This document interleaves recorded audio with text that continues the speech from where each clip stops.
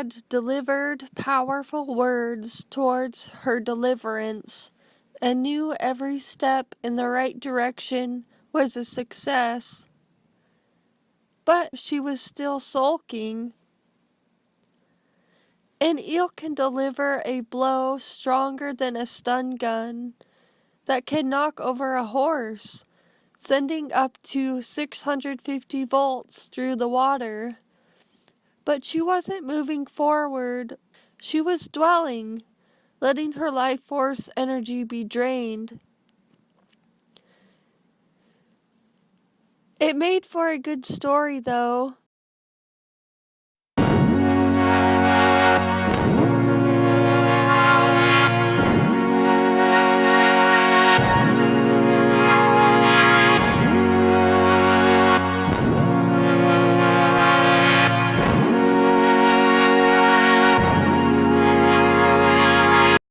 She'd had this ingrained desire to live in Montana, close to Mom, but destiny had called her elsewhere. She was being carved like a diamond, moving ever distant, a lost star that had struck out on its own. Maybe this was growing up and becoming who she really was. "I liked the way he looked at me," she said. "I felt like I belonged somewhere." Maybe there were things she wasn't allowed to express from childhood. Someone's inability to show compassion, or maybe it was something else. Either way, she became the defiant child again. "I'm not going to sign your book deal if you're acting like this," her publisher said. "You know you're going to have to control that temper of yours. You need to get used to being a strong, powerful woman, but in the right way, like a dragon that knows how to control its fire."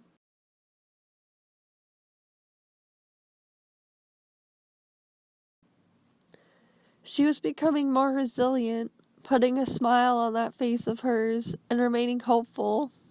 And she definitely had the ability to swim through hardships and uncertainty, to keep her most precious dreams alive. Yet, at the most inconvenient time, Morgan rose out of the mire. "Things are starting to actually go well for me. Please don't sabotage us," Laine pleaded. But it was like she'd been stung. The spider person has two speeds, motionless and lightning strike. But this was the part of herself she strove to control. A spider also meant the realization of one's dreams. A spider person can have a stinging bite when angered and acting without thinking of the consequences. The person with spider energy must be ruthless, and once enticed to act, the punishment is decisive and lethal. "I'm the goddess of friggin' war and death, a-hole," Morgan said, more assertive in her power than before. She rose from the murkiness and slammed back down again. She felt like a toy that had been squeezed in the middle.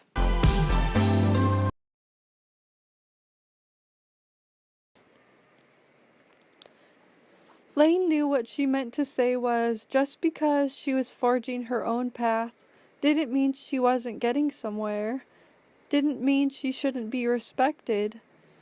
She just didn't know how to express it. Morgan snarled and thrashed. She had never been rejected. It made her feel mortal, which was not what she was. How to remain grounded when triggered. The other side of the spider was that it was patiently spinning its web. She should take a step back, breathe, observe the ego without judgment, and refocus her thoughts. Self-knowledge was the ultimate power, and learning to rein oneself in To do this, she thought she should take inventory of her past successes and failures. There was a way of becoming detached, being both the participant and the observer of life. It made her think of how in Italian the reflexive verbs are intransitive, carried out by the subject and received by the subject. It was doing something to oneself by oneself, so one person could be both objective and subjective.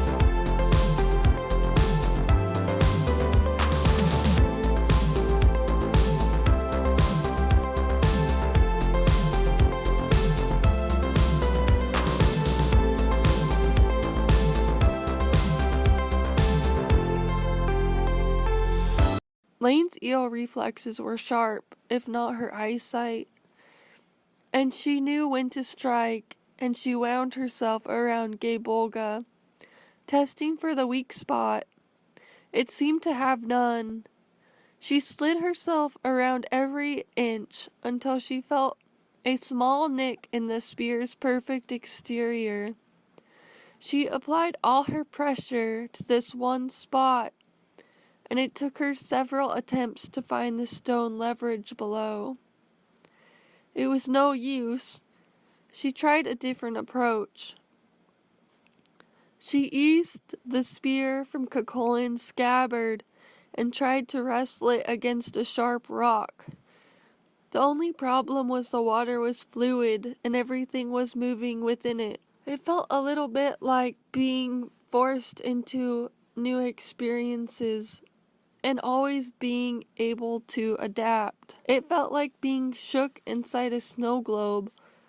All the while she was doing what she imagined underwater pole vaulting would be like.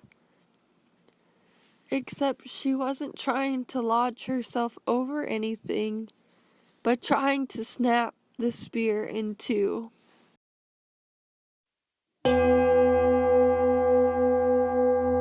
I hear you, I'm listening, I'm trying to get back to giving you all my attention, but I can't, She knew from her research the spear was made from the bone of a sea monster that had died fighting another sea monster.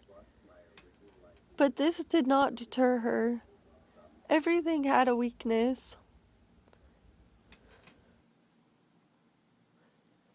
Self-knowledge and self-control were her true powers.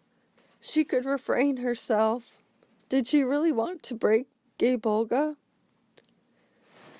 Laine would have told Morgan to get off her high horse of pride and just wait things out. The universe had its own karmic laws and ways of sorting out the injustices. She didn't have to get even. The rotten apple would fall off the branch on its own, as the proverb said. And also, it would give her the grit and confidence to go after her big dreams.